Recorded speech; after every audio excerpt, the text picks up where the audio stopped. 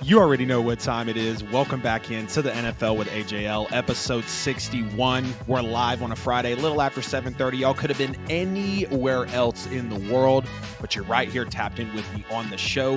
Hope everyone's had a great week, an awesome January, great start to 2024. As yes, February is literally going to be in 6 days, but y'all don't freak out about it.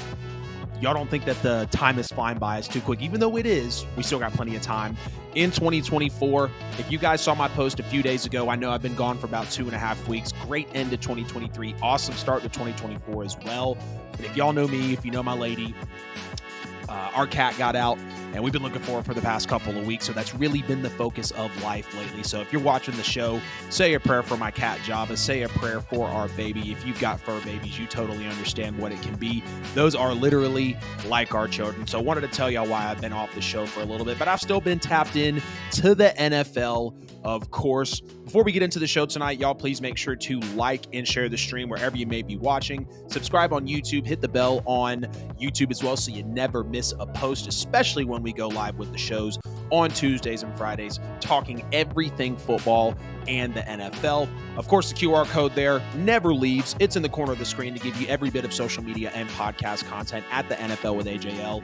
Hashtag the NFL with AJL. Episode 61 is a great one. The AFC and NFC championship is here, giving you my picks, giving you my breakdown. Jim Harbaugh to the Chargers, Bill Belichick, Nick Saban, the NFL coaching carousel, and so much more. Y'all get down in the chat and in the comments as we are live on tonight's show. Want to make sure the sound is great and want to make sure that the video is flowing well for you guys too. The AFC championship game for the 2023 NFL season, even though we are in 2024, is officially here. And it's easy to say that we have the two best teams in the AFC facing off in this game as well. You look at some of the matchups. Well, first, let's start. We have the Chiefs at the Ravens. The Chiefs going on the road for their second ever postseason game in the playoffs. Patrick Mahomes traveling to M&T Bank Stadium. Lamar Jackson in his first ever AFC championship game, hosting it in Baltimore. So he's going to feel comfortable. He's going to feel on top of the world, being able to secure that number one seed, being able to have the best record in the NFL, a lot like the MVP year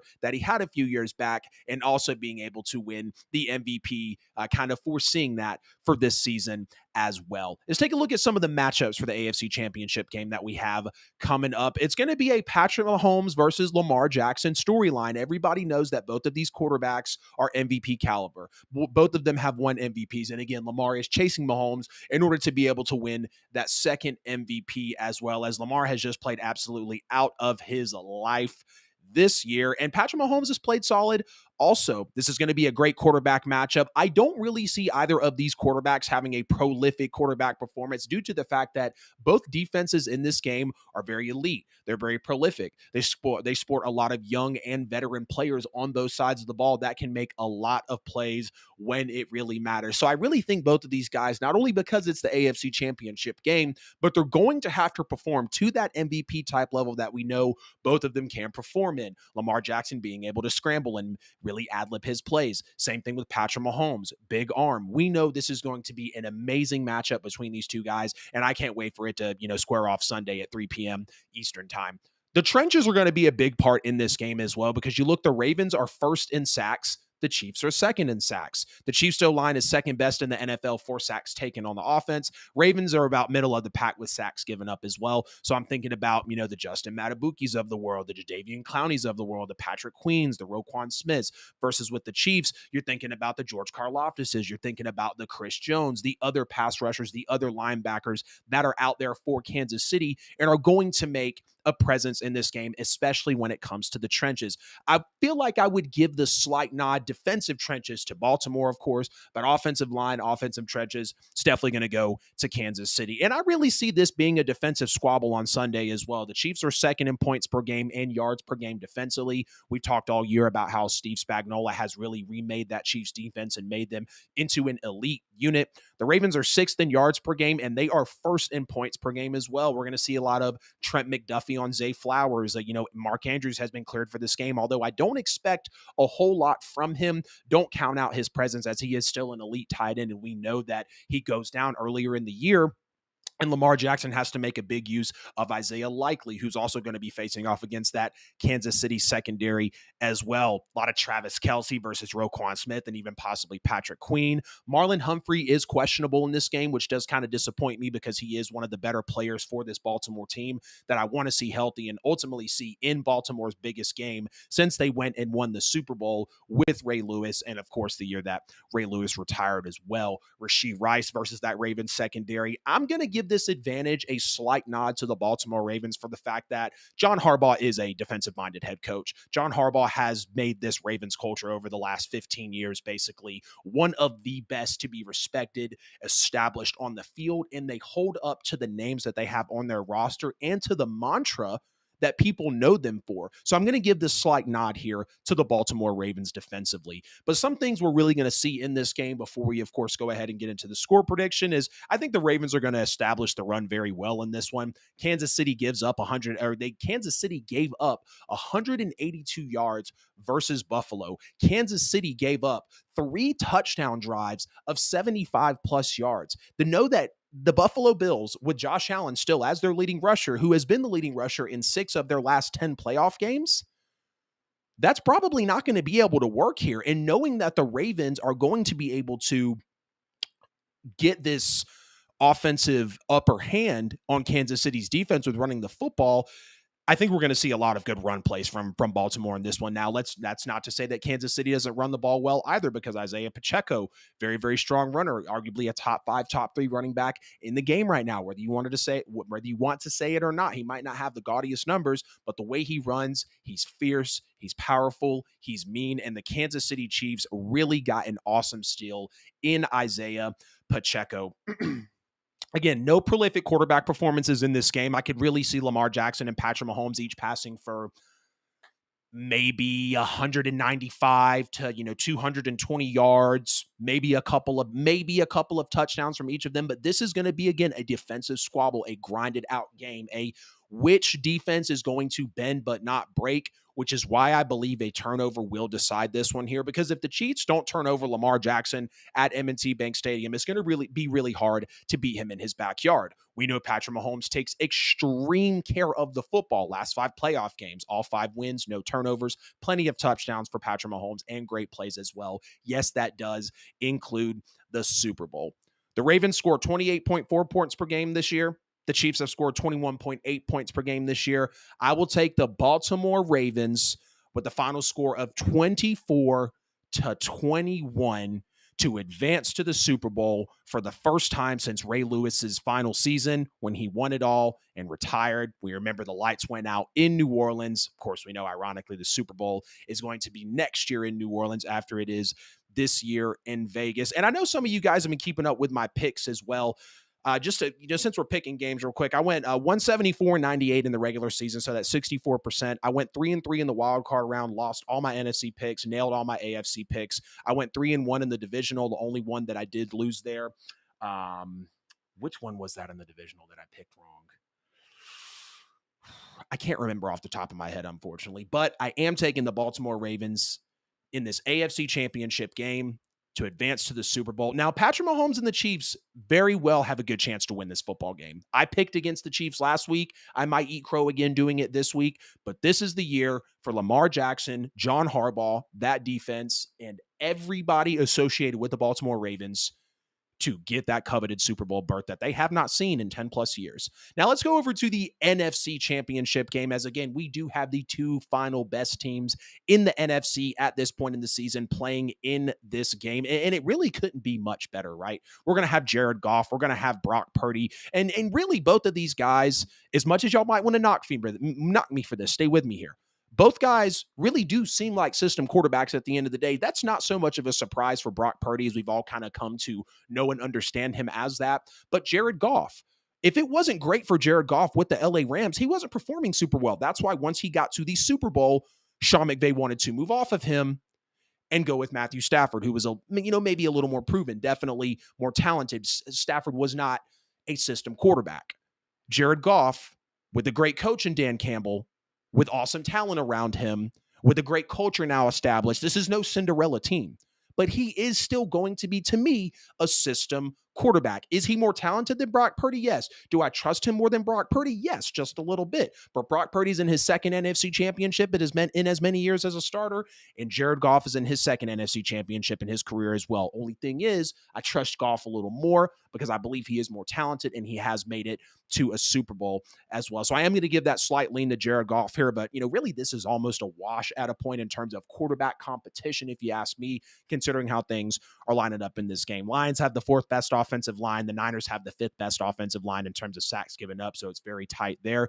Now, the defense is where it's really going to be a thing here for San Francisco to be able to take advantage of a young, playoff inexperienced Lions team. The Niners defense is 8th in yards per game and 3rd in points per game. You look over on Detroit's side of the ball, they're 14th in yards per game, and they're 22nd in points per game as well. So that Niners defense, I think, is going to give a real challenge, or excuse me, that Lions defense is going to have a real challenge up on their hands with Deebo Samuel being in this game. The news just broke about, I think, an hour and 45 minutes, 2 hours ago, that he's going to be in this game. Christian McCaffrey, George Kittle, Brandon Ayuk.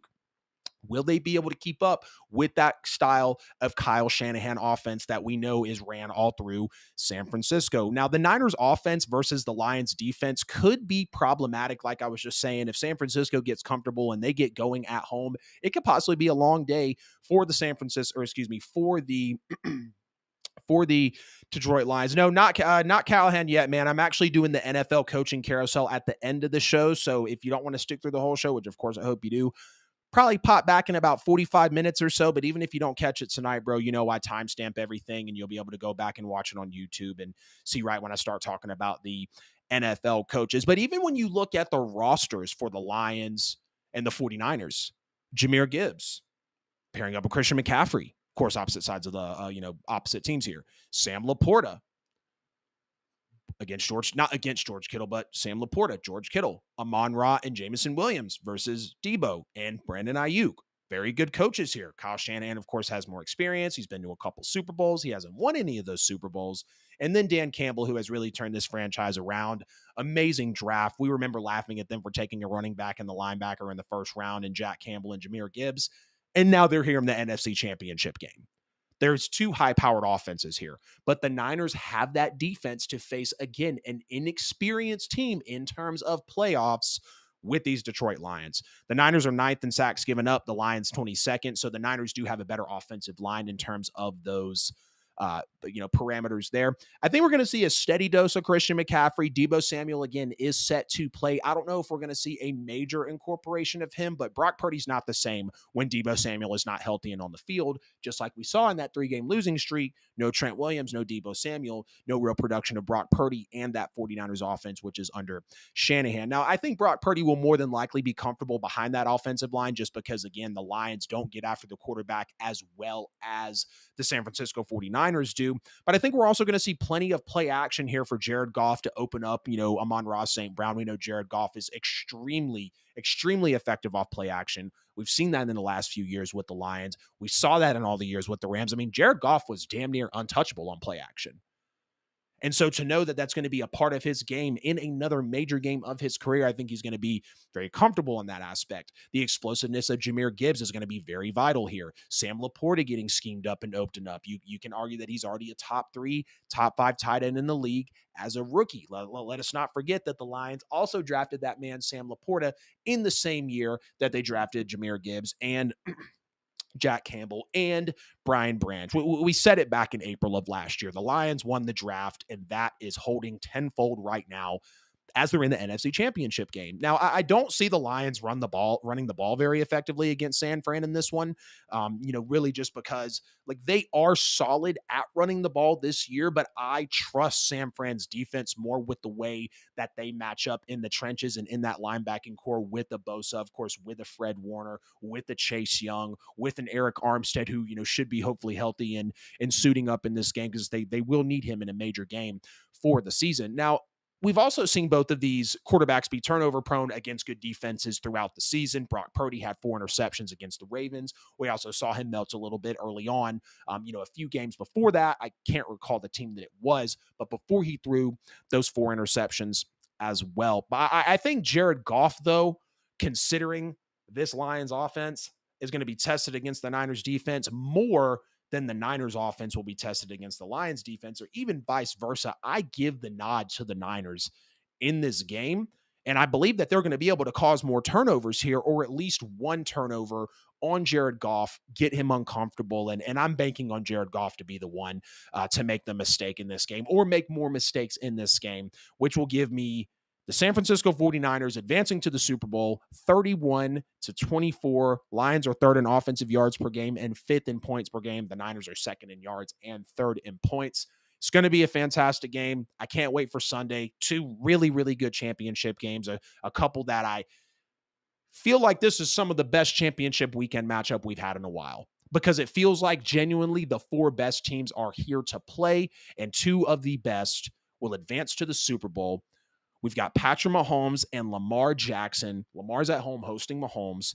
And we've got the city of Detroit over in the Bay, after no playoff wins in 32 years, looking to really break through and go to the Super Bowl. And I couldn't be more excited for how the 2023-2024 NFL season is shaping up. Biggest news of the week, probably, Jim Harbaugh is officially the head coach of the Los Angeles Chargers. Not even a month later, after winning the college football national championship, when he's getting asked on stage, hey, Jim, do you think you're going to be back with this Michigan team? Do you believe that you have coached your last game as a Michigan Wolverine? And we all knew that Harbaugh was going to leave, right? Like, maybe there was a slight suspicion that some of us, not me, thought that Jim Harbaugh was going to go back and be a Michigan Wolverine again. But there was no sense for that at all. Jim Harbaugh has done everything he's done in Michigan. He's got he's got the Big Ten titles. He's got the wins against Ohio State. He brought back the players to finish unfinished business. He won the national championship. We saw him back at Stanford with Andrew Luck before he went to the NFL the first time, and had that toolage in Andrew Luck. And we also saw Jim Harbaugh as well, 3 out of his 4 years with the Niners, 3 straight NFC championship games, gets let go in the last season, loses the Super Bowl with the Super Bowl I was just mentioning against the Baltimore Ravens.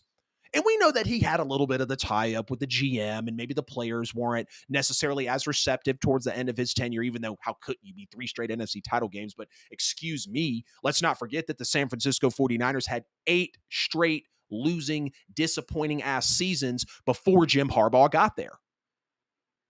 But Jim Harbaugh said, oh, no, let's enjoy the day. Let's not talk about that right now. Let's just let this be right now. And in that moment, I knew he just doesn't want to break the news yet. He doesn't want to let Go Blue down like that shortly after such a budding time. And Jim Harbaugh is one of the best college coaches we've ever seen. Jim Harbaugh was one of the best college coaches of the last 10, 12 years that he's been with Michigan. We understand that Jim Harbaugh going to the Chargers is really going to change this franchise, because this is a starved LA, formerly San Diego Chargers football franchise. And I love this hire. If I'm a Chargers fan, I'm ecstatic about this. NFL Mike, shout out to you, bro. One of my favorite content creators out there. I'm so blessed and grateful that we met each other and we've been able to stay in touch. I know you're ecstatic about this, man. You should be, because this franchise has been mishandled for a while, between the Anthony Lynn days, the Brandon Staley days, the Mike McCoy days. I mean, you just go back and look. Mike McCoy, 28-38 from 2013 to 2016. Anthony Lynn from 2017 to 2020, 34-32. Brandon Staley, who I really thought was going to be able to be that guy and have that breakthrough. That's also when we figured out that defensive-minded head coaches don't make it happen. Brandon Staley with a 500 record of 24-24. And then they bring in the grown-up in Jim Harbaugh to finally give them, some of that clarity there. Jim Harbaugh is a guy that can really speak to his players. He resonates with these players. This defense has been horrible over the last few years, especially with the most money spent in defensive free agency, the most expensive defensive roster, with a defensive-minded head coach, and it took your division rivals dropping a 60 bomb on your head in order for the Chargers to finally grow up, let you go. And in a way, I'm kind of shocked that the Chargers pulled this off. I'm really shocked that the Chargers pulled this off because they've been lost at head coach since Mike McCoy. You go back and look at some of the head coaches before. Yes, there was the greatness of Norv Turner with the Phillip River days.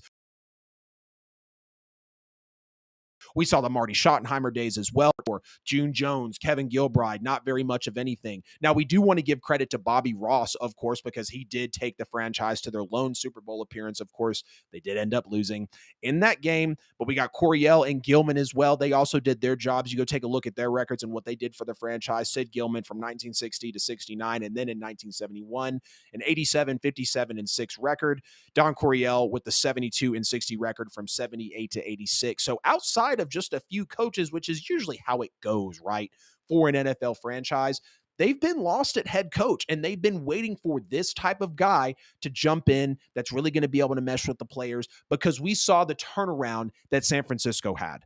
That defense, I mean, you're talking Navarro Bowman, Patrick Willis.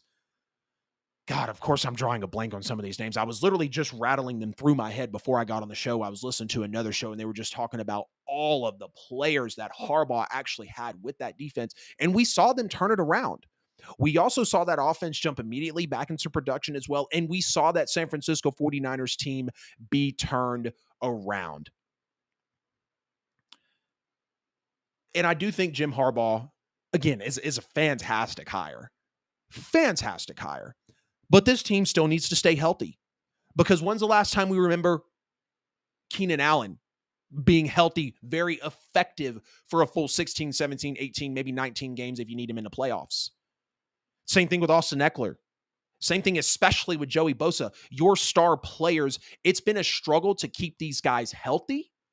And I think that's why the Anthony Lynn's and, especially Anthony Lynn and Brandon Staley, they haven't been able to put up with healthy guys year in and year out. And that's what I always said. And now we have Justin Herbert being injured as well. I think that, Justin Herbert will come back just fine. He'll come back very healthy. He'll be okay. But these guys got to stay healthy. You can have the best things in the world, but the best ability is availability. And if the Chargers don't have that, despite this great hire in Jim Harbaugh, how much is he really going to be able to turn things around? How effective will he really be if his star players are not on the field? Now, thankfully, reportedly, he's bringing his defensive coordinator, Jesse Minter, with him, and his strength and conditioning coach, which I think the big emphasis on strength and conditioning coach. I love that the defensive coordinator is going to come over as well, because we know Jim Harbaugh is very defensive. He's going to get a hold of a Derwin James, of a Joey Bosa, of a Asante Samuel Jr. He's going to get a hold of these guys. He's going to get this defense back right, because they were absolutely horrible, dead last in the NFL in yards per game given up defensively. Versus we see Jim Harbaugh come over from Michigan, and him working with Jesse Minter, 10.4 points per game, which led the nation by far, first in the nation in college football. Now, how fast is Jim Harbaugh really going to turn things around? I give him 2 years.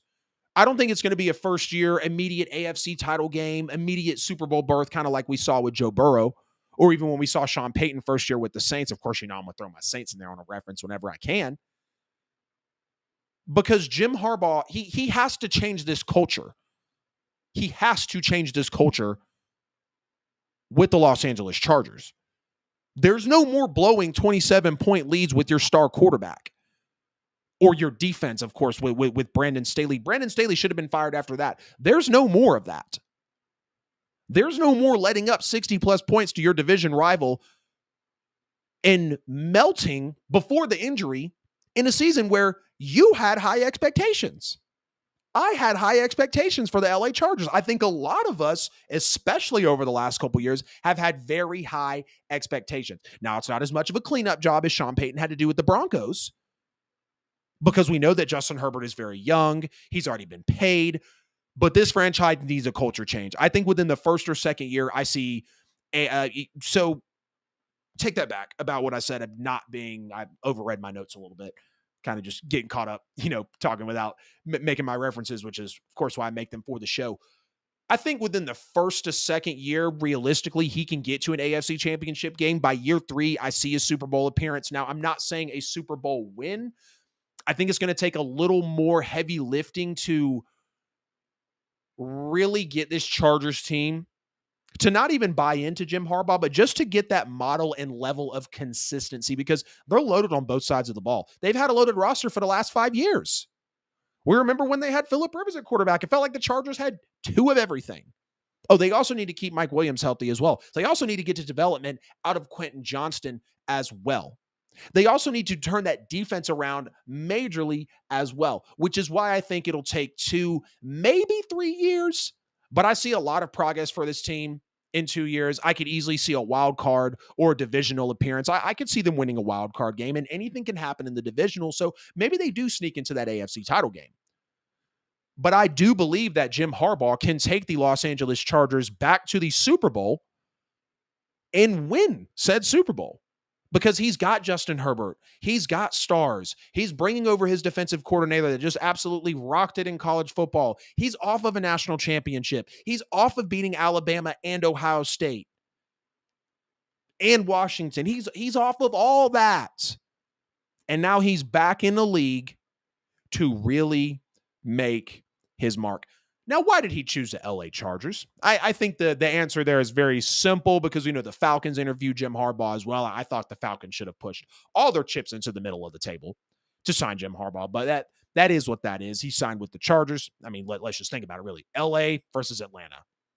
I'm probably going to choose LA because of the way the weather is most of the time, the beaches. There's a lot to do in LA. It's not to say there's not to do in Atlanta. I'm just an hour south of Atlanta here in Metro Atlanta, here in Georgia.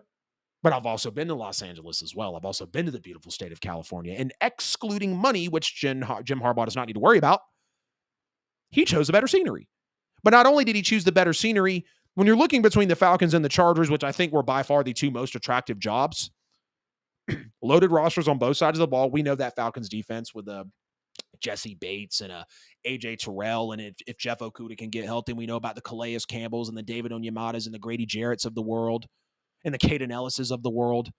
But the quarterback situation, and also we know the offensive side of the ball as well, with Kyle Pitts, Bijan Robinson, Drake London, Tyler Algier. Solid offensive line. But if this situation did not show us that quarterback has and always will be the most important position for a team and a deciding factor when it comes to a sexy coaching job, this situation should have laid it out for you here. He didn't want the pressure, possibly, speculation, of course, is what we do. He didn't possibly want that pressure of having to handle that 8th overall pick right out the gate. Not that he couldn't handle it, because I have faith in Jim Harbaugh. I think a lot of people would have faith in Jim Harbaugh to make that right decision with the 8th overall pick at the Falcons. But there's no identity with the quarterback position of the Falcons. We know that Bijan and Tyler Algier are going to get their touches and get their licks. But Kyle Pitts is still being figured out. Drake London is still a little bit, in a way, being figured out. And yes, there's been a Taylor Heineke. And there's been a Desmond Ridder. But when you look at the other side with Justin Herbert, who's clearly a top 10 quarterback in this league. I know he doesn't have a playoff win yet. Very unfortunate. That streak will change with Jim Harbaugh. When you look at the fact that Justin Herbert was also already signed, he's already got his money. He's already paid, Brinks truck backed up, give me the bag. So Harbaugh already walks into a situation of where Justin Herbert's identity has been established and his place on the salary cap and roster has been carved out with the numbers. Not that the other quarterbacks in Atlanta didn't, but it's more set in stone here. When you have a franchise quarterback who's elite like Justin Herbert and who maybe can already hit another peak, he's already thrown for 5,000 yards. If he hits another peak under Jim Harbaugh, what more are we going to say about Jim? Or rather, how many more positive things in a great way are we going to say about Jim Harbaugh? Because we already feel like, Justin Herbert's made. But now with Jim Harbaugh jumping in, it's going to be great. It's going to be absolutely great. Again, I give it 2 years, 3 at the most before they're really making noise. I really see it within that 2-year situation. But Jim Harbaugh is officially a Los Angeles Charger. We know they were going back and forth. They were saying they were very close in striking distance. They figured it out. He is with the Los Angeles Chargers. Chargers fans should be ecstatic. And realistically, why wouldn't they be? Why wouldn't they be? They just got the hottest head coaching candidate on the market, fresh off of a national championship, and probably the entire starting 11 of that Michigan defense will be day 2 or 3 picks at the worst. At the worst. Welcome to the new era, LA Chargers. I'm happy as hell for you guys. A little bit of old news here, but I could not break it. Bill Belichick is officially parting ways with the New England Patriots, and the inside linebacker coach of the last 5 years, Jerod Mayo, former player as well for 8 seasons with the Pats, steps in immediately. And of course, we're going to give Bill Belichick his flowers, right? We know what Bill Belichick is, what he's done, but it doesn't mean that I'm going to shy away from it. 24 seasons, 6 Super Bowl titles, 9 conference championships, 17 division wins. 2002 and 08 were lost on tiebreakers, so he could have had 19, damn near 20 division crowns, not division wins, division crowns. How many times he won the division? 11 consecutive division titles. He was the 14th head coach, of course, in Patriots history, the only head coach in NFL history with 6 Super Bowl titles.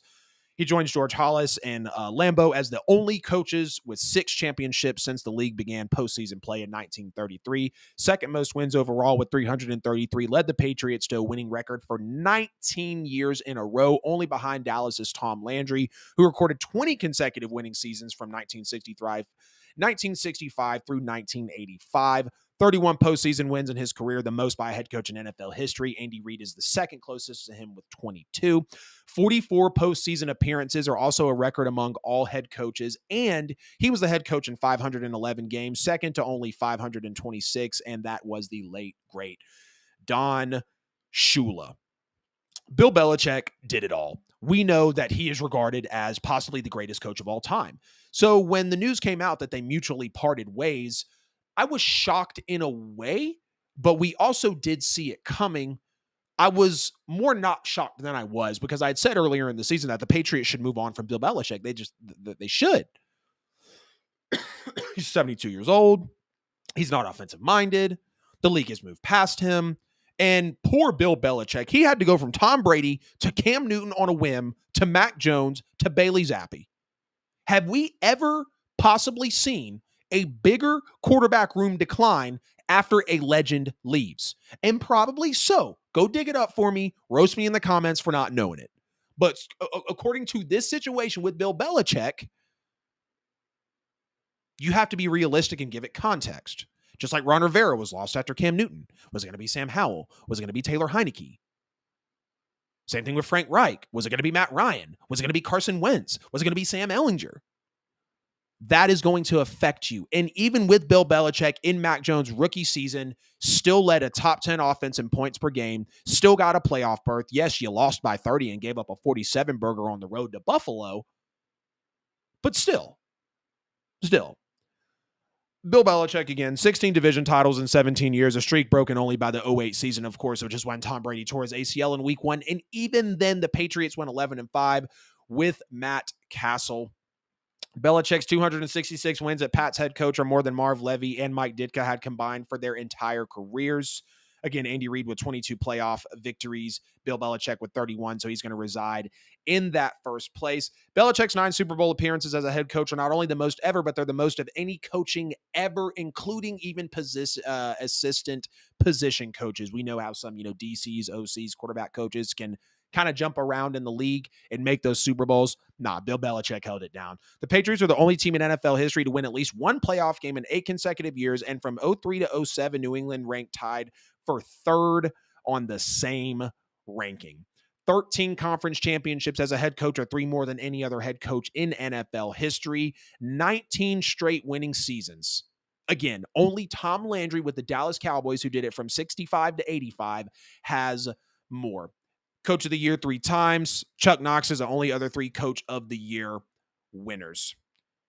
And It doesn't need to be explained in extreme depth of what Bill Belichick did, even though I kind of just did. But I wanted to give him his flowers. I wanted to give him his accolades, because when you have a legend like this step away from the game, you're going to want to remember what he did.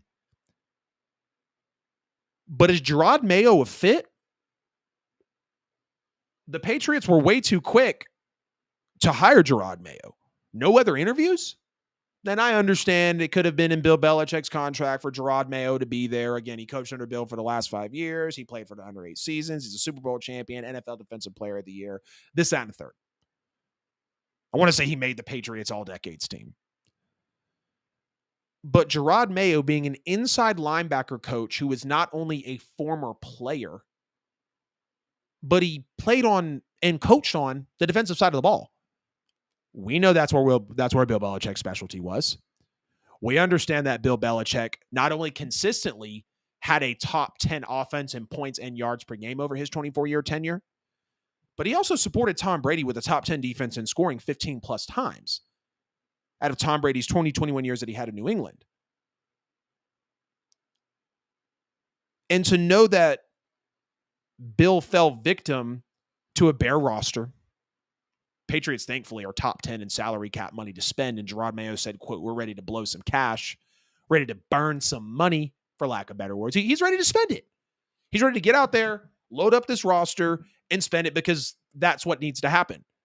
And that's what Bill Belichick fell victim to. So the Patriots thought, with the most winningest coach, second ever winningest coach, the greatest coach arguably of all time, we're going to replace him with an inside linebackers coach. And I understand the league is moving towards, former players. Did you used to coach for us as an assistant? Whatever the case is. But this just did not feel like a solid move. It didn't feel, like a solid move to go with Jerod Mayo, because my question is, where can he take this team? They need a quarterback. The defense is solid.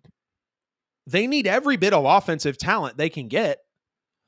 And this culture has to now finally scrape away, if it's even really gone, because we're seeing the same thing with my Saints. I'm going to throw my reference in there whenever I can. You go from Drew Brees to Sean Payton. Now you're hanging on with Dennis Allen and Mickey Loomis. Of course, we're not talking about the owner and Miss Benson, but you go from Tom Brady to Bill Belichick, who's the head coach, not only a head coach, but the GM. So you're not at least dealing with the Mickey Loomis factor. Bill kind of parted ways, two positions in one.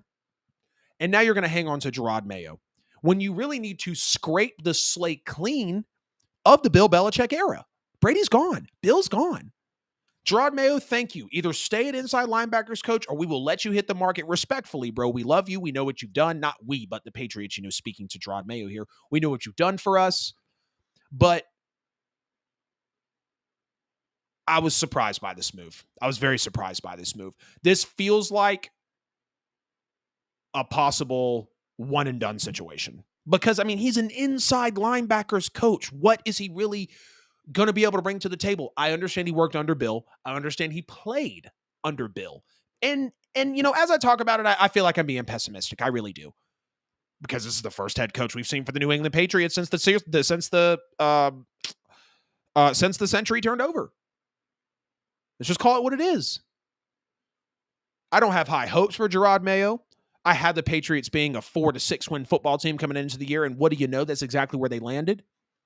Now, the Patriots do have a high pick in the draft, and they could very well blow some cash to get plenty of offensive talent in there, because they are the most bare roster offensively in the National Football League by far, next to the New York Giants. And also the Tennessee Titans a little bit, especially with Derrick Henry getting ready to hit free agency, if, it's technically a free agent already. But Jerod Mayo? Patriots fans, I got to hear from you guys, man. Get in the comments, get in the chat. Please let me know what you feel about Jerod Mayo being your new head coach now.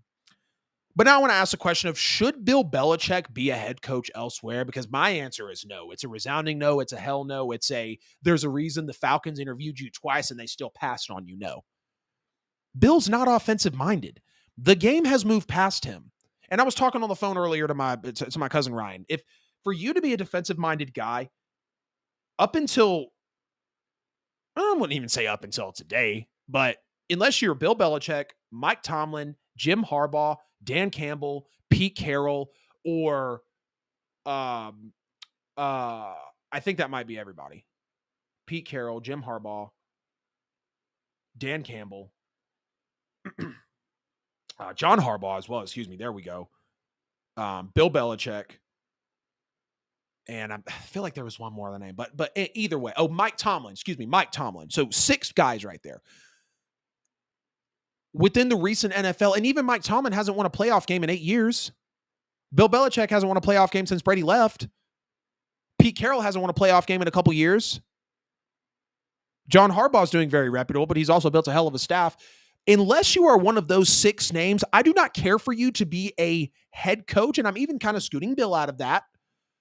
I don't care for you to be a head coach if you're not offensive minded. Defense no longer wins championships. I don't know who needs to open their ears and hear that. I don't know who needs to be slapped with that reality in the face, but defense wins championships is not an accurate statement in the NFL anymore. If you cannot put up at least 25 points per game on a consistent basis, you will not be winning a ring for your franchise.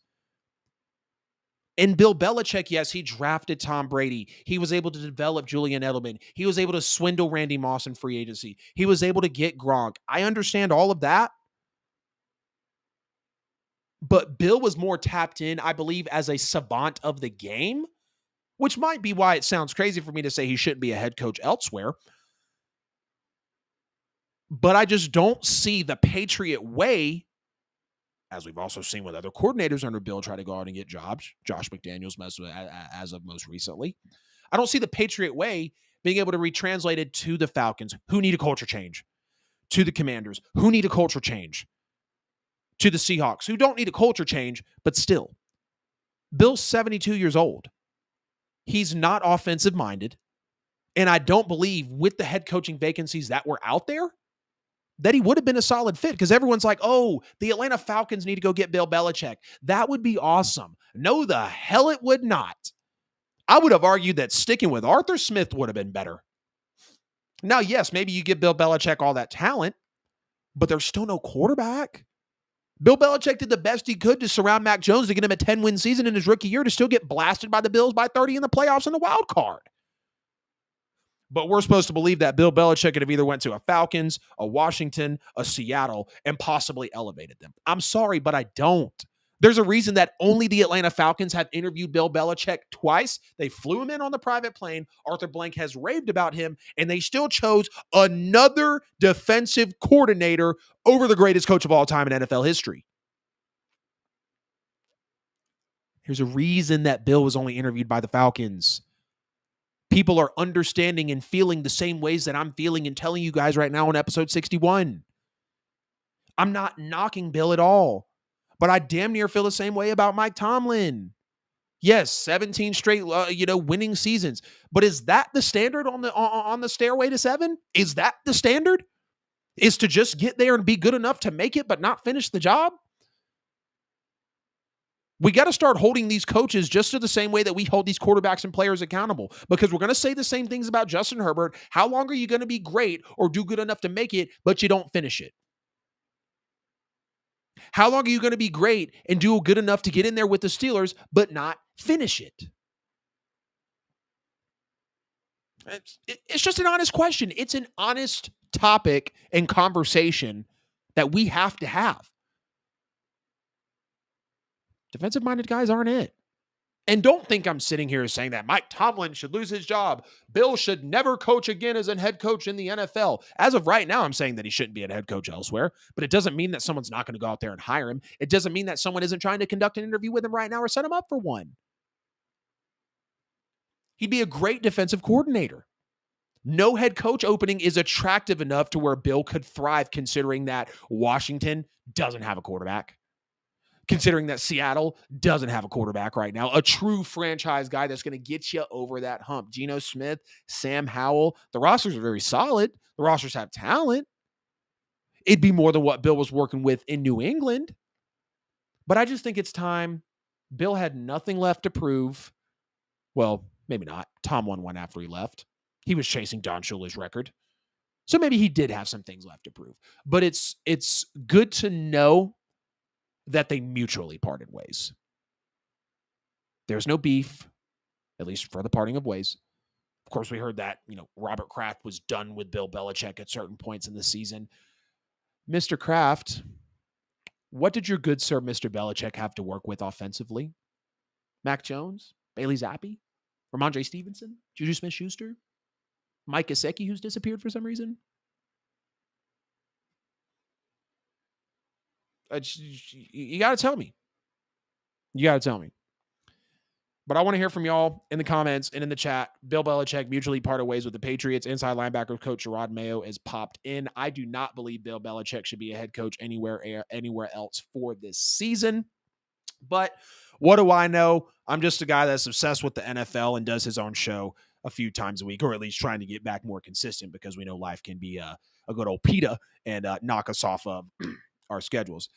This has been episode 61 of the NFL with AJL. I appreciate the hell out of everybody for jumping into the show tonight. Please make sure to like the stream and hit the bell on YouTube as well, so you never miss a post whenever we go live. Share the stream wherever you may be watching. Also, share it with a friend, family, neighbors, coworkers, anyone that enjoys football. Subscribe on YouTube, please, and thank you. Of course, the QR code there in the corner of the screen will give you every bit of social media and podcast content.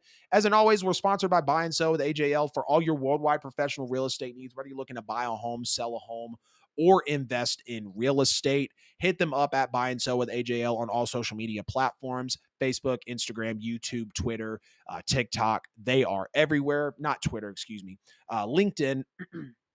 They'll help you get to where you need to go. You can drop your email to them in the comments or get at them on social media to get on their exclusive newsletter. Or you can also contact them as well to take advantage of the AI that they've put into their real estate business to really benefit buyers and sellers worldwide.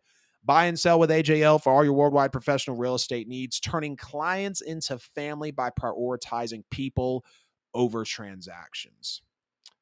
Nick Saban retired. Very, very shockingly. We lost Nick Saban and then Bill Belichick and then Pete Carroll almost, it felt like, in the same day, or at least, back-to-back days.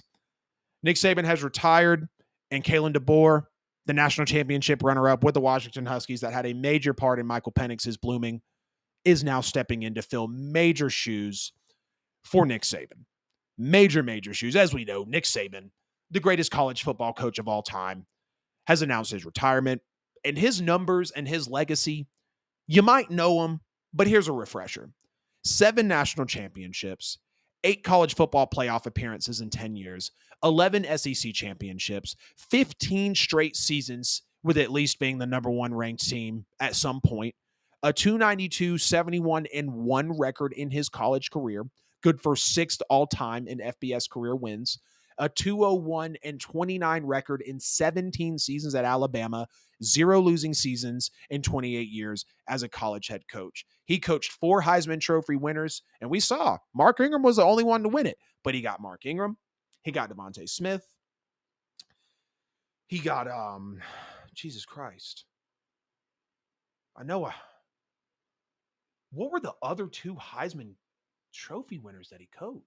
Oh, Bryce Young, of course. There was one more. Can't remember for the life of me. But 4 Heisman Trophy winners. Nick Saban had 29 losses at Alabama and produced 49 first-round NFL draft picks.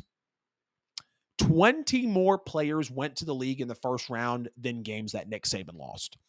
Current head coaches who worked under Nick Saban are Kirby Smart of Georgia, Lane Kiffin of Ole Miss, Steve Sarkisian of Texas, Dan Lanning in Oregon, Mario Cristobal in Miami, Billy Napier in Florida, Mike Locksley in Maryland, Brent Key in Georgia Tech, and Charles Huff in Marshall. A lot of great names there that basically the Bill Belichick of college football, that Nick Saban was able to have that toolage with. So we know what Nick Saban brought to the table. We know that he had that toolage with Jalen Milroe. We know that, Jalen Hurts was really able to bloom under him. We know that Tua was really able to bloom under him. And he was able to break that standard of, now with Jalen Milroe also coming up, that Alabama can't put quarterbacks in the league.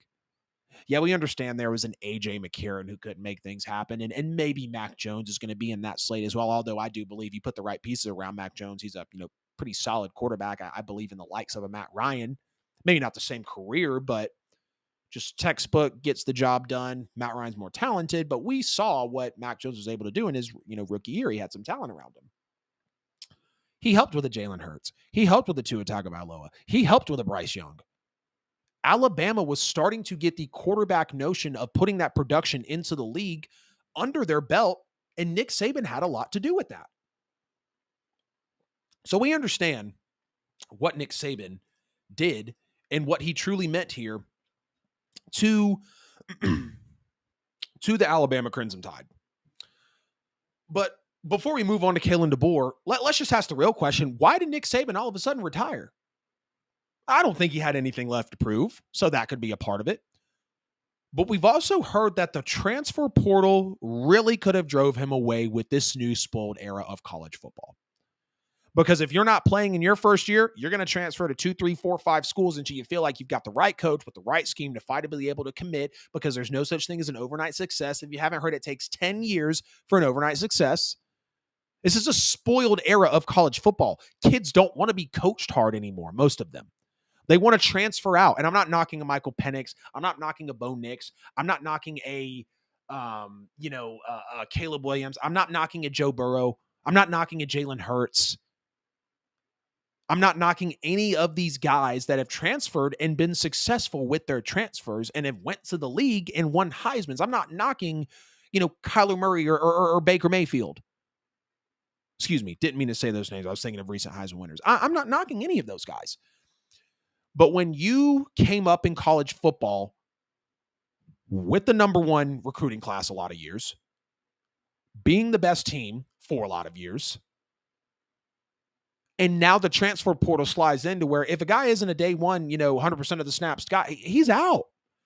And I just believe that it's not that Nick Saban couldn't keep up, because I don't think the game ever got ahead of him or he got behind the, the curve of the wheel. Because for God's sake, I still thought Alabama was going to win it all this year. Let's not forget they beat the number one team in the nation. Back-to-back national champs. They could have very well went to the national title game. Michigan did their thing. So let's not act like Nick Saban couldn't have still potentially made things happen. I believe Alabama would have been back next year. Maybe not in the Natty, but if they made it a top 4 or the top 12 like's coming around, which I firmly believe Alabama would have been a top 12 team next year. I just believe Nick Saban didn't want to have to use dollars to compete for players and rather use morals and work ethic in the Alabama way, the Crimson Tide way, to enforce players and to lure them in. Because we know with NIL and the transfer portal, whoever can buy the best player, kind of like in baseball, even a little bit in basketball, whoever can buy the best player, they're going to be the ones to get them. And let's not be coy and act like Alabama doesn't have money. Let's not act like they don't have a $10 million football stadium. Well, let's not act like Nick Saban isn't a drawing point, because it is. But again, Nick had nothing left to prove, and I believe his morals were ran so deep that he did not want to have to pivot and basically lure these guys in because of money. Because he wants someone that, he wants a blue blood. He wants someone to come in and eat dirt if you have to for the first 2 seasons. Like Jalen Hurts did. Like Tua did. Like Jalen Milroe did. Like Bryce Young did. Like Henry Ruggs did, respectfully. Like Devontae Smith did. Like Calvin Ridley had to. A lot of those guys had to wait their turn and come up. And I don't know if I'd venture on to say that it's the patience that Nick Saban wouldn't have, but just more of it's a different era. It's a different era, and I believe Nick, at the elderly age, respectfully, as young as he is, let me fix my words there, that he would have had to flip his mindset and flip his approach to players. And I mean, after 7 national championships, we hear this say, you can't teach an old dog new tricks. Is that something that Nick Saban would have been able to do? Yes and no. But I don't think he had anything left to prove either. Now, why Kalen DeBoer? Why did Kalen DeBoer immediately get popped in and is now the head coach of the Alabama Crimson Tide? First of all, I just want to give my hats off to Kalen DeBoer. He did a hell of a job going to a national championship against the best team in the nation as Michigan with no five-star recruits coming in this season. Transferring Michael Penix, who came over from Indiana and didn't become Michael Penix until he got to Washington under Kalen DeBoer, who established a 23-2 record over the last 2 years. Beat Oregon and Bo Nix, scared the hell out of me. Beat Oregon and Bo Nix twice in the same year in shootouts, one of which to go to the playoffs, and also was able to win and go to the national championship as well, beating Texas, of course. I firmly believe with Kalen DeBoer getting his success over the last couple of years that he'll be able to keep up with the transfer portal. He will be able to get a Michael Penix transferring in. He'll be able to lure in a Romo Dunes. He'll be able to bring these players in to Alabama and know how to play this transfer portal game. Now, he's got big shoes to fill. We just heard all the stats that I rolled out about Nick Saban. He's got big shoes to fill, right? And the Alabama standard could take some time to iron out. I mean, let's just be real. It could be another 2 or 3 years before Alabama competes. I'm not saying that's the standard, but when you replace a legend who's coming over from the Pac-12 to the SEC, there's going to be some adjustment there.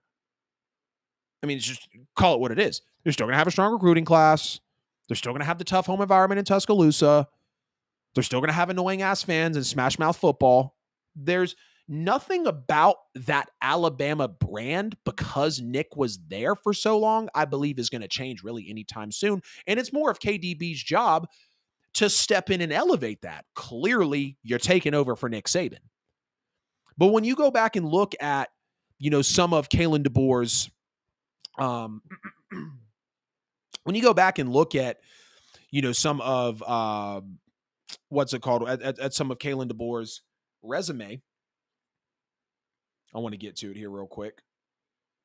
He comes in, takes over for the Huskies when they went 4-8. Michael Penix transfers in, they go 11-2. Then they end up going 12-0, having the best passing offense in the country under Michael Penix. Of course, they lose 34-13 to Michigan.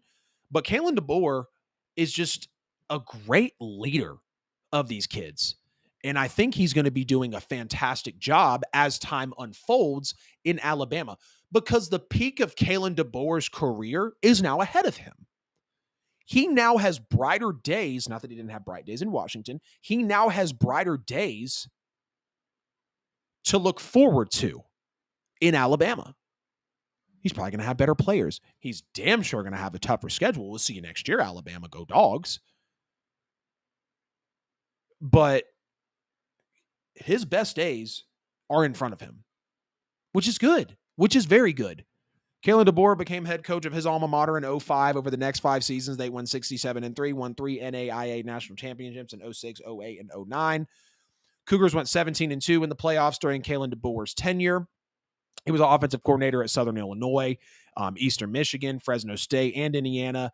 Of course, he replaced Jed Tedford at Fresno State in 2020. They went 3-3 in the COVID-19 delayed season that year, then went to 9-3 in his second year, which included upsets over nationally ranked UCLA and San Diego State as well.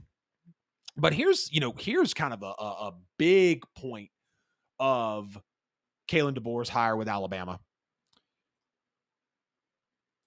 Washington wanted to double Kalen DeBoer's $4.2 million salary that was coming into this year. They wanted to make him a top 10 college football paid coach of all time. They wanted to give him a $10 million a year deal, which I'm not sure if you're aware, but not very many college coaches are getting around that unless you are a Saban, a possible Harbaugh, a Kirby Smart, a Sarkisian. That's not something you see floating around very frequently. So Washington was willing to back up the Brinks truck. They were willing to unload the bank to keep Kalen DeBoer. No question about it. No question about it. But Kalen DeBoer, who was already a hot, coaching candidate last year, now steps in very quickly and is taking over. And I understand what Alabama sees. Again, This guy can keep up with the transfer portal. Michael Penix is proof. He dominated in his 2 years with Washington and was in the national championship. And he's a younger guy. He has a very good chance to coach for the next, I'd say 5 to 7 seasons with the Alabama Crimson Tide, and definitely much more if Alabama does end up, extending him, wanting to keep him longer. I'm happy for Kalen DeBoer. He earned this. Again, no 5-star recruits for his on his roster at all coming into this year. He did not have any 5-star recruits. Michael Penix was a 4-star, if I'm not mistaken. New recruits joining his team as well. Again, though, I give him 3 years to reach success. Again, if not sooner. It is a tall mountain to climb. It's a very tall mountain to climb when a guy like Nick Saban just left his mark not only on this team, but on the world of college football. And Kalen DeBoer's got a great future ahead of him. He's just really going to have to play his cards correctly. He's going to have to be willing to be at the mercy of that Alabama Crimson Tide fan base. Because the expectation is going to be right back where you were next year if you're a fan. Why should the Alabama brand or label change? I know it might sound funny, just because Nick Saban left. They've established that. And knowing how Alabama consistently gets some of the best talent in the country in. Now, we did hear about players flipping their recruits as soon as they figured out that Nick Saban was gone. And some of you might want to sit out there and say, oh, well, Adam, we weren't expecting the Patriots to go back to the Super Bowl or be dynastic after Tom Brady left. You're right. We're talking about Tom Brady and Bill Belichick. Talent cycles every 4 years, if not every 2 to 3 in college football. Alabama's built a brand to bring in the best talent in the nation. The Patriots, more times than not, didn't have the best roster in the NFL. They didn't have the flashiest, greatest players. They were consistent, they believed in the Patriot way, and they were led by Brady and Belichick. Nick Saban's had to lead this whole thing the whole time. His presence and brand has brought these players in. Not to say that people didn't want to go play for Bill or Brady, but the recruiting and the talent income is a lot different in college football than it is in the NFL. Pete Carroll is stepping down as the Seattle Seahawks head coach. He said he tried to stay as head coach, but he would not disclose the disagreement with ownership as to why they did not want him to move forward as head coach. Of course, the front office came out and said after some long, extensive discussions that they felt like this was the best move to get the franchise back into a better state and for the best interest of the franchise after Pete Carroll came in for 14 seasons, 10 playoff appearances, 2 Super Bowl appearances, and the lone Super Bowl championship for the Seattle Seahawks. Jody Allen said in a statement Wednesday that the decision was made after thoughtful meetings and careful consideration for the best interest of the franchise. Pete Carroll, who finished 9-8 and missed out on the playoffs for the second time in 3 years. Apparently, he will remain with the team in an unspecified advisory role. But Pete Carroll did a lot for this team. We know that Pete Carroll did a ton for this team. Legion of Boom defenses, the offenses he was able to put together with Doug Baldwin, with DK Metcalf, with Tyler Lockett, with Marshawn Lynch, with Russell Wilson. Pete Carroll will be in the Hall of Fame. His Seahawks teams and their defense will be remembered greatly for what he did in the NFL. We also know that Pete Carroll was a monster at USC as well. That was a big winning point for Pete Carroll to come and take the Seattle job, is he would have final say in players coming in and in player development, which is, why everybody believes he was able to go pick a Cam Chancellor out. He was able to go get a, Lord, I'm trying to remember the other safety. Can't remember the other safety. Why, he was able to get a Richard Sherman. Or was able to get a Bobby Wagner. We remember all of the players that, that Pete Carroll, God, why don't I almost say Dan Quinn, because we're thinking of the defensive coordinator, Dan Quinn, that Pete Carroll was able to bring in for this team. He's the winningest coach in Seahawks history. Of course, brought the city its first Super Bowl title, created a tremendous impact over the 14 years he was on the field and even in the community in Seattle as well. A lot of people respect Pete Carroll. They still, they respected him in the franchise. They still respect him. I kind of thought that he would be heading out People say he was fired. The reports say he's stepping down. He's out as coach, whatever you want to say. He's not the head coach for the Seattle Seahawks this moment going forward. He said he plans to be coaching this team. He told Seattle Sports 7:10 a.m. I told you that I love these guys, and that's what I would like to be doing and see how far I can go. I'm not worn out. I'm not tired. I'm not any of that stuff. I need to do a better job, and I need to help my coaches more, and we need to do a better job of coaching. And there's a lot of room for improvement. They got off to a 5-2 start that briefly had them in first place in the NFC West this year, but then, of course, they ended up going 4-6 down the stretch to finish 9-8. They lost 37-3 to the Ravens back in November. That was actually their second worst defeat under the Pete Carroll era. They got blown out by the Niners 31-13 on Thanksgiving night. The Seahawks have lost to them 5 straight times in a row with a combined score of 148-72. But over the last 14 seasons, the Seahawks 60.6 winning percentage in regular season games is 6th best in the NFL. 10 playoff appearances, 5 NFC West titles. They haven't made it past the divisional round since 2014 and are 25-26 since 2021, with their only trip to the playoffs in that stretch ending with a wild card loss. Pete Carroll, 137, 89-1, 10 playoff wins. Including everything. He's 181, 131-1 between his stint with the New York Jets and the New England Patriots as well. He's tied with Mike Tomlin for the 13th winningest coach in regular season and playoff history, along with Jimmy Johnson and Barry Switzer as well. Seahawks were Pete Carroll's, of course, third team, by far his most successful as an NFL coach. And I'm trying to find, what is it?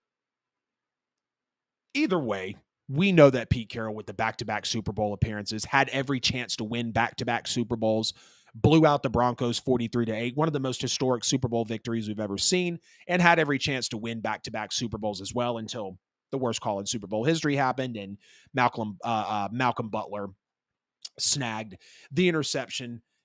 Snagged the interception as well. But you could really say that Pete Carroll peaked between 2012 and 2020.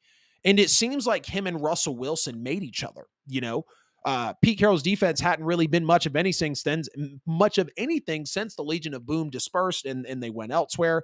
But he is a player's coach. He's well respected. We see videos of him at practice, scrambling out of the pocket to try to make throws to players, fired up on the sideline during games. But it also, in another instance, does feel like the game has moved past him due to him being a defensive-minded coach. Because, again, his defense has not been anything over the last 5 years. And we understand they signed Jamal Adams out of free agency to try to make a splash move there. They signed Devon Witherspoon with the early pick in the draft. They pick him up in the 2023 NFL draft. And Seahawks fans, I think, are really going to miss Pete Carroll. I'm going to miss seeing Pete Carroll and knowing that Pete Carroll is the coach of the Seattle Seahawks. But it does feel like he peaked. And especially once things kind of, became a tip with him and Russell Wilson, let Russ cook became a whole thing. That kind of showed you that was some divide. It kind of showed you that there was some divide there for the team. But Pete Carroll does step down. Not sure who's going to step in as Seahawks head coach yet. We know that there's interviews flying all around the league, but Pete Carroll gave it his all. Again, he didn't want to disclose the disagreement that he had with ownership in order for him to not come back as said head coach. But Pete Carroll will be missed. He is very well respected. Again, a Super Bowl winner, the only Super Bowl title that the Seahawks do have, back-to-back Super Bowl appearances for them. And we know that at one point in Pete Carroll's tenure, again, between that 2012 and 2016-17 season, they were favored in a lot of games. They had every chance to go to the Super Bowl, a lot of times. They were that cream of the crop NFL, and not only NFL, but specifically NFC team that people feared and, looked up to when, bro, I'm not drinking out of a Stanley, bro. I'm drinking out of a cup that's got all my animals on it, dog. This is really the ladies' cup. You know what I mean? We remember the famous pass on the short and touchdown when you have Marshawn Lynch to lose the Super Bowl, of course. Bro, I'm not drinking a Stanley. I'm about to get into Brian Callahan. I see you're hanging out. 40, 20. Oh, dang. I might have lost you. Wait, no, 20. No. You're still here. Actually, you're still here. Cool. I see you, man. Yeah, we'll go ahead and get into it. NFL coaching carousel as we end January 2024, and we're just a couple of weeks away from the Super Bowl. Let me find, where is it? Here we go. Brian Callahan hired as the Titans offensive coordinator, or excuse me, Bengals offensive coordinator Brian Callahan hired as the Titans head coach. And I think this is a fantastic hire. I really do. Because when you go and you get an offensive minded head coach, when you go and get an offensive coordinator that has had that toolage in Joe Burrow, that has 18 years of experience like Brian Callahan does, who was able to go to a Super Bowl with the Bengals, who was able to go to a Super Bowl back in 2018 as well as as a person on the staff. This is a great move. And we understand that firing Mike Vrabel wasn't wasn't the best thing to do, because I thought Will Levis was looking very promising. I thought that Mike Vrabel was able to get everything out of his players, and look what he did in the first 4 seasons. We understand the AFC championship that he had his guys in. We understand that he secured that 1 seed with having the most starting lineups in the league that year. I think over 90 different starting lineups for his starting 11 on both sides of the ball, because that's how often they were injured. And for Brian Callahan to come in, we know the Bengals are one of the hottest, most well-respected teams in the league. We see that they've been turned around most recently as well with a guy like Joe Burrow. I'm not saying Will Levis will be Joe Burrow, but this is a fantastic hire. They went through a very thorough candidate search. Brian Callahan comes out. Again, Denver in 2015, not 2018. Super Bowl winner in 2015 with the Denver Broncos, of course, with Peyton Manning, and then another team that went to the Super Bowl with the Cincinnati Bengals in 2020. He's worked in a lot of dynamic offenses, a lot of top flight quarterbacks. And at each step of his career, it feels like he's really had his flexibility with these players and his overall football savantness, his intelligence of the game, has really, really stood out. And him doing the in-person interview and then, finally getting the job, about a week or so ago, it made me, he does have 18 years. Well, let me back up a little bit. Slow down. The Titans interviewed 10 candidates for the position after they, parted ways with Mike Vrabel. Callahan was among 2 candidates who received a second interview in one of 3 in-person interviews that was conducted by the team as well. And this makes me happy to see, because my cousin is a Titans fan. Wesley, I know you're a Titans fan as well. I appreciate both of y'all always supporting the show. When you move on from a defensive guy like Mike Vrabel, who was still able to get a great offense out of his guys and had good coordinators as well, you want to bring in someone who is going to let your offense click, because this offense is bare. It's very bare. And now with Derrick Henry heading out, maybe they're able to keep D-Hop. D-Hop did sign with them earlier in the offseason. Will Levis is a bright spot. Your defense could be, possibly worked out. But to know that you move off one good coach to go and get another one who doesn't have any head coaching experience, but 14 years in the NFL, 18 years of coaching experience overall, it's a very good hire, because I'm tired of seeing teams go out and interview defensive coordinators and, unless you're very, very established with a head coach in a defensive way, like a Bill or a Pete Carroll or a Jim Harbaugh, I don't want any part of it. And they went and chose a budding offensive coordinator that works with one of the best quarterbacks in the NFL in Joe Burrow. And it's just a very solid move. Offensive coordinator with the Bengals since 2019. Very, very, very solid in helping Joe Burrow as well.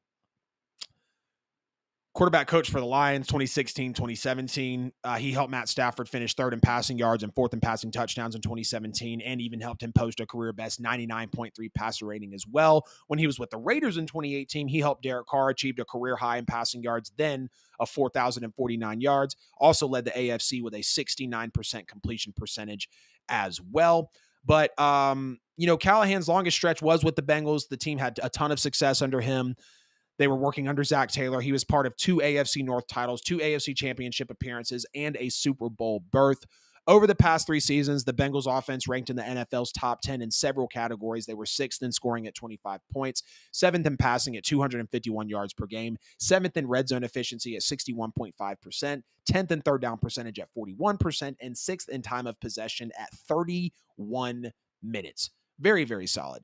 In 2022, with the healthy Joe Burrow, the Bengals offense was 7th in points per game at 26, 8th in total yards at 361 per game, fifth in passing yards at 265. Joe Burrow was named to his first Pro Bowl that year. He set single-season team records for completions with 414 and touchdown passes of 35, and was also fifth in the NFL in passing yards as well. They had a pair of 1,000-yard receivers in Jamar Chase and T. Higgins, and in 2021, the Bengals offense ranked in the top 10 league-wide in scoring, which was 8th at 27.1, passing, which was 7th at 259, en route to, of course, the Super Bowl.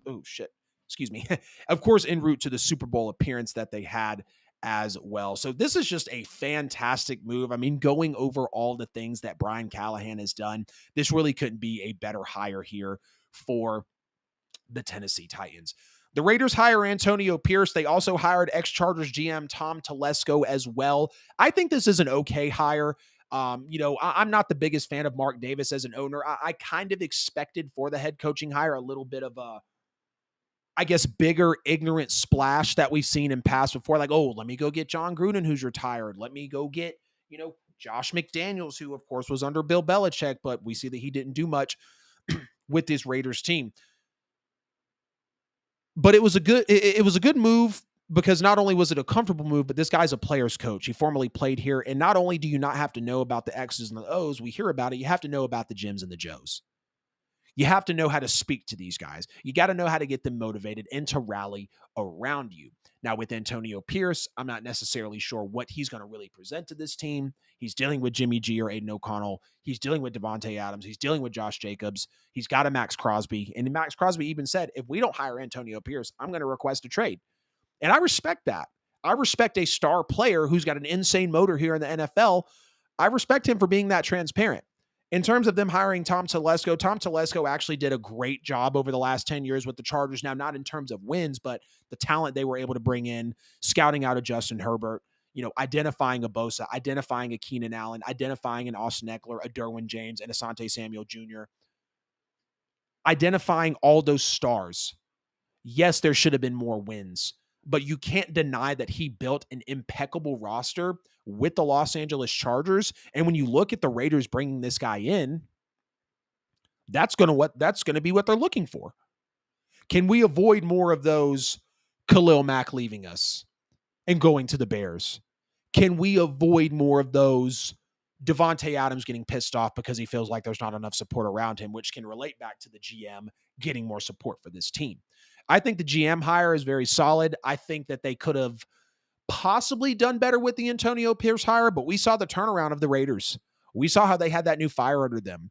We saw how that once they got, Josh McDaniels and Dave Ziegler out of there, that this team turned around some. So I think it's a solid hire in Tom Telesco. It's a comfortable hire in Antonio Pierce. It's just going to depend on what Antonio Pierce actually does here with the Raiders. Joe Barry was fired as the Packers defensive coordinator, and we all knew this was coming for a very long time. Justin Marville, I know you watch the show. I've had you on the show multiple times. We talked about plenty of times how Joe Barry should be out as defensive coordinator for the not the Los Angeles Packers, good Lord, for the Green Bay Packers. LaFleur will be on his third defensive coordinator in 6 seasons when he hires a replacement who did have 1 year left on his contract. Barry had been the Packers defensive coordinator since replacing Mike Pettine in 2021. But Joe Barry was on thin ice, unfortunately. As far back as the 2022 year, the Packers dropped from 9th overall in total defense to 17th. The Packers also finished 17th in total defense this season, but climbed into the top 10 in fewest points allowed. Run defense, though, unfortunately, was one of Green Bay's major issues under Joe Barry. They were 28th against the run this year. They were they were 26th against the run in 2022 after finishing 11th against the run in 2021. So they progressively got worse year after year. And from 2021 to 22 is an absolutely horrible digression there. They allowed 4 teams to rush for more than 200 yards against them in 2023. Now, the breaking point could have very well been in Week 15, a home loss to the Tampa Bay Buccaneers. Baker Mayfield put together a 381-yard, 4-touchdown performance in a 34-20 victory at Lambeau Field. The Packers dropped to 6-8. Now, it kind of seemed that Joe Barry was going to turn it around. And just for the record, I think this is a fantastic firing. He had needed to be gone for a while. Packers went to 6-8, but Matt LaFleur said at that time he wasn't going to make any defensive coaching changes during the season, which I respect. That kind of throws things off when it's happened. The Packers followed that with another defensive horrible outing against the Carolina Panthers, who scored a season-high 30 points and had 394 yards of total offense. We're talking about the Carolina Panthers, who won 2 games this year and lost 15. But Joe Barry kind of seemed like he had the defense turned around later in the season after the 24-21 playoff loss to the Niners. LaFleur called the defensive performance fantastic. But in the days after the season, LaFleur was less committal, saying the Packers would kind of go through and figure out how he can be a little more consistent. So it's, you can see that Joe Barry did not do a very good job when he came over to the Green Bay Packers. And again, everyone was ready, including my boy Justin Marville, including Packers Nation, for them to go. Alan, what's up, man? Callahan said he wants to keep Henry. Well, what are you going to pay Derrick Henry? Because Derrick Henry is set to be a free agent. He's already made his farewell post to the Tennessee Titans. Alan, you just missed my little you just missed my spiel about the Titans, which I think it's a great hire for Brian Callahan. He had the Bengals offense.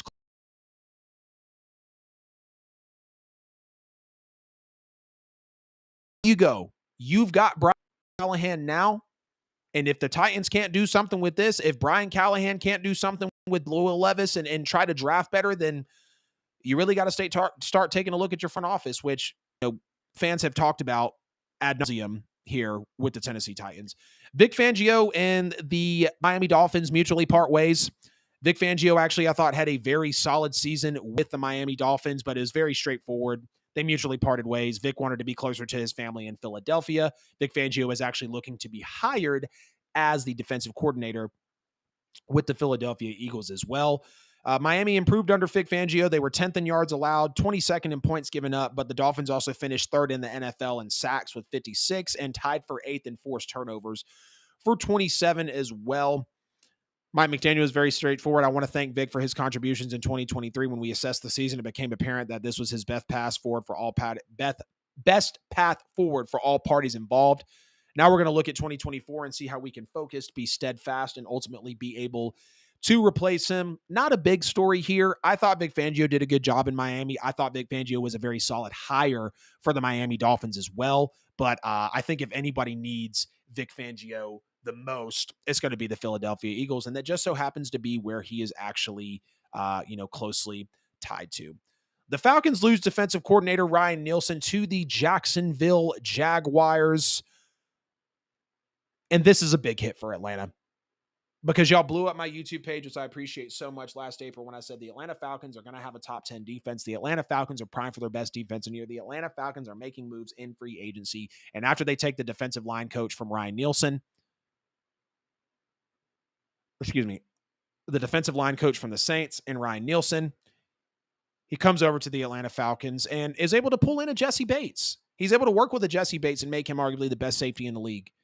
He's able to work with a Calais Campbell, a Caden Ellis, a David Onyemata, a Grady Jarrett, a possible Jeff Okudah. We know that the Falcons have not had any sort of defense really for, quite a few years.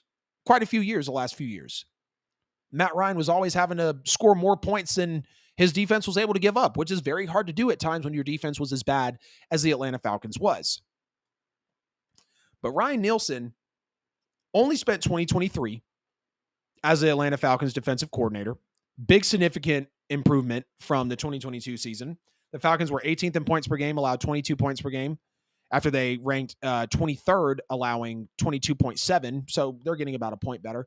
They were 11th in yards per allowed this year, after being 27th last year. The Falcons registered 42 sacks this year after registering 21 in the previous season. So they doubled their sacks, basically doubled their efficiency in yards per game, and slightly got better in points per game. And it's hard to get better in points per game. I've come to the conclusion recently that yards is not the best estimation of your actual production. But Ryan Nielsen's very fiery, and I think he's going to have a very good stint with the Jacksonville Jaguars. He's only 44, 7 years of NFL experience, 2017 to 2022 with my Saints. He was defensive line coach all 6 years. He was a co-defensive coordinator / D-line coach in 2022 and assistant head coach and D-line coach in 2021. Previously with North Carolina, Northern Illinois, Tennessee Martin, Central Connecticut State, Mississippi, and Southern California as well. And this guy's very aggressive. He attacks very aggressively. He's an excellent teacher. He can even be described as a hardcore style of coach with just really grinding you down, really making you be accountable for what you got to do. And the Jags got a good one here. The Falcons lost a good one here. They really did. But I also want to talk about the fact that the Falcons hired the Rams defensive coordinator, Raheem Morris. And respectfully, I don't care for this hire at all because it's another defensive-minded head coach put with a loaded offensive roster. And if you thought the offensive mind in Arthur Smith, who gave you a 21-30 record in his 3 years, 3 straight 7-10 seasons, if you think it was hard for him to do that, how much harder is it about to be for a defensive coordinator that, yes, did win the Super Bowl with the Rams and did jump in as that interim head coach when Dan Quinn got fired and did okay. He still went sub 500 if my memory serves me correctly. But how much longer are the Atlanta Falcons going to make these types of moves? You interviewed Bill Belichick twice. You had Jim Harbaugh. You conducted 9 to 10 interviews, and you go with the comfort move.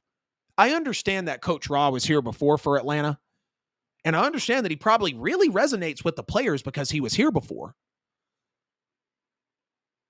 But I know I've said defensive-minded coach so many times this podcast, guys, but I think the NFL way to get coaching now is kind of simple, just a little simple. Look at Brian Callahan. He worked with a lot of great quarterbacks. He's recently made an offense on the map. Go get him. Todd Monken. If he doesn't get an OC job, someone's going to go get him. Frank Smith. Running a great offense, helping Mike McDaniel over in Miami. Go get him. Eric Bieniemy before he went to the Commanders. Go get him. Still think he should have been a head coach. Now he is the assistant head coach. I think the Commanders will eventually promote him to head coach, but go get him.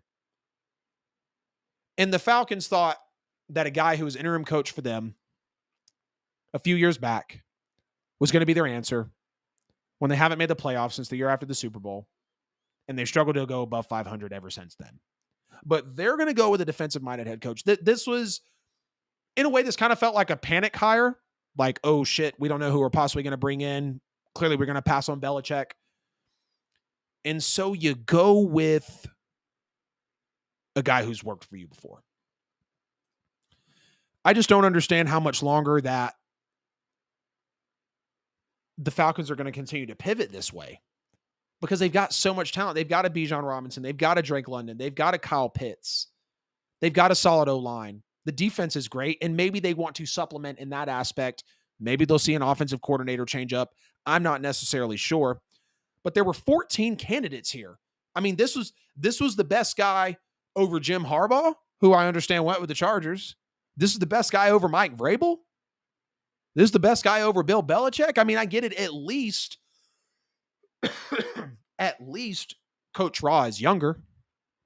And, maybe the NFL is tailored a little more towards him because he can connect with these younger players. And it's not that I think Bill wouldn't have been able to connect with these younger players, but damn, when you almost look at it, at least Bill's got the track record.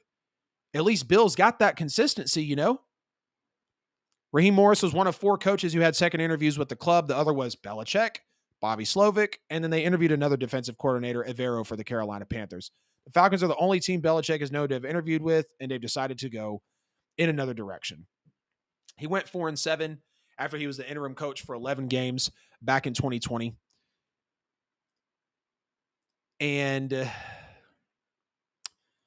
I expected better from Atlanta here. I really did, because I was like, damn, if they can land Harbaugh, that's going to be sweet. It'll be his second stint as a full-time NFL head coach. He previously led Tampa Bay from 2009 to 2011 when he went 17-31 over his 3 seasons. Then he went to Washington. He was a DB coach from 12 to 14, defensive pass game coordinator in 2015, and the receivers coach from 2016 to 19, while also being Atlanta's assistant coach as well. His first stint with the Falcons was the last few things that I just named there. Keith Smith of the Falcons absolutely loves it. Of course, he gets, Jesse Bates, AJ Terrell, Grady Jarrett, Tyler Algier, Chris Lindstrom, Jake Matthews. He's going to get all of those players inherited to him. But I didn't like this coaching hire from the Atlanta Falcons at all. I really wanted to see them get another offensive mind. And I don't know, man. I know I'm really at a loss for words, and the take seems kind of dry. And go ahead and get in the comments, say, oh, well, but that's because you have nothing to say. Yeah, I don't have much to say because it's, again, I shouldn't care this much as a Saints fan, but it's the Falcons doing these types of things when they have the talent that they do on their team. The Saints finally fired Pete Carmichael. Thank goodness. We know over the last 2 seasons it was very tough, but we're also going to give some respect to Pete Carmichael because in his 17 years, he did lead us to a Super Bowl. He did help us get to a Super Bowl. He did win a Super Bowl with us. We did get to 3 NFC championships with him. He did sub in for Sean Payton in the Bounty Gate scandal. He did come in for Sean Payton when Sean Payton got taken out on the sidelines with that nasty hit, and he had to be in crutches because he hurt his knee.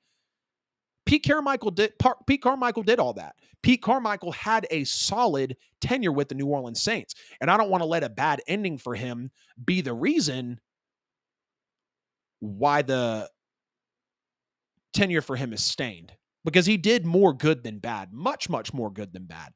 But just like the Patriots need to do, and the Saints are slowly doing, you have to scrape out this Sean Payton era, this Drew Brees era, this Brady and Belichick era, so you can get a new identity and you can go on and win games.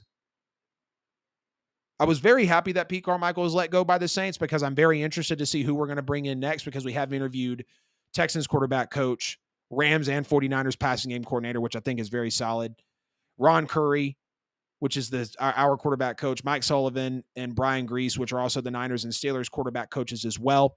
Those have all been interviews. I don't give an absolute damn about Brian Johnson being interviewed. He was a horrible offensive coordinator for the Eagles. If you follow me on Twitter, you know exactly what I said about the Brian Johnson interview, because where is the potential, where is the possible Todd Monken interview? Where's that Frank Smith interview? Where's that possible Eric Bieniemy interview? Where are those splash offensive interviews? And I like the Zach Robinson. I like the Clint Kubiak. I like the passing game coordinators. I can respect the quarterback coaches as well. But let's go look at offensive coordinators. Let's go do that, because we have offensive talent. We've got Olave. We've got Shaheed. We've got Kamara. Jawan Johnson might be coming around. I understand that Michael Thomas won't be here next year, but I want to see some better interview candidates for my Saints. Glad that Pete Carmichael's gone. I hope that whatever offensive coordinator comes in next can get Derek Carr back to that, pretty reasonable season. He did end with 25 touchdowns, 8 interceptions. So it wasn't a horrible year, but it was a Derek Carr year. And the Saints can't go far with a Derek Carr standard of their year, expecting to get into the playoffs, win games, and ultimately win another Super Bowl. And finally, the Panthers hired Dave Canales, the Bucs offensive coordinator, as their head coach. And I honestly like this move. This is one of my favorite hires from this cycle of hiring as well. He was the first-year offensive coordinator in Tampa Bay. He really helped Baker Mayfield revitalize his career some. Dave Canales spent 13 seasons in Seattle with Pete Carroll. Prior to his play calling duties in Tampa Bay, he was eventually promoted to quarterbacks coach and passing game coordinator in Seattle, helped Geno Smith to that breakout season, and he also got him the NFL Comeback Player of the Year. Baker Mayfield established career highs in completions, passing yards, passing touchdowns, and completion percentage this season. Canales oversaw an offense that saw a 2023 increase, not by much, but a 2023 increase in points scored, point differential, turnover margin, passing touchdowns, passer rating, net yards per pass attempt, third down conversion rate, fourth down conversion rate, and time of possession. And that's what these, younger teams need. That's what a young guy like Bryce Young needs. A guy like Dave Canales, who has proven, a guy who just came off of a solid season with the Tampa Bay Buccaneers, got them into the playoffs and did help revitalize Baker Mayfield. I think that's very respectable. I think that's a solid hire for the Panthers. I would have liked to see maybe someone that had more of an offensive coordinator experience hired, but he played a role in Geno Smith. Again, he played a role in Baker Mayfield. He was under Pete Carroll for 13 seasons. So he's got experience. It is very reputable. I'm proud of the Panthers for making this hire. We saw that they fired head coach, fired GM. I just hope that Dave Canales gets more than a season or two, because it's been Frank Reich, it's been Matt Rule, it's been Ron Rivera, and it's been tough. And I don't want the same thing to happen to Dave Canales, as I think he could do really good things here, bring in some more talent for Bryce Young, help Bryce Young get to another level, and ultimately at least be able to triple the wins to 6 for the Carolina Panthers coming in as a rookie head coach. That has been episode 61 of the NFL with AJL. It was a packed show. Again, I know I've been gone for 2.5 weeks, but I wanted to get on here, chop up the AFC, NFC championship games, go through all of these coaching hires and carousels, and much more as we got into here on the show. Of course, before we get out of here, please make sure to like and share the stream wherever you may be watching. Also, subscribe to us on YouTube. Hit the bell on YouTube as well so you never miss a post. Again, you guys were going crazy for me on the YouTube channel, blowing up with the Dalvin Cook video, blowing up with the Georgia videos, blowing up with the Russell Wilson and Sean Payton videos, and it was a great end to 2023. Awesome start to 2024. Y'all pray for me to find my cat, please. Y'all pray for the lady and I to find our baby. If you're watching here on the show, that is Java right there. She's the kitty cat that got out, and it's been really, really tough, guys. That's why I've just been focusing mostly on being able to find her. Didn't do a show in a couple weeks, but I know I got a loyal fan base. Y'all are some of the best fans in the world.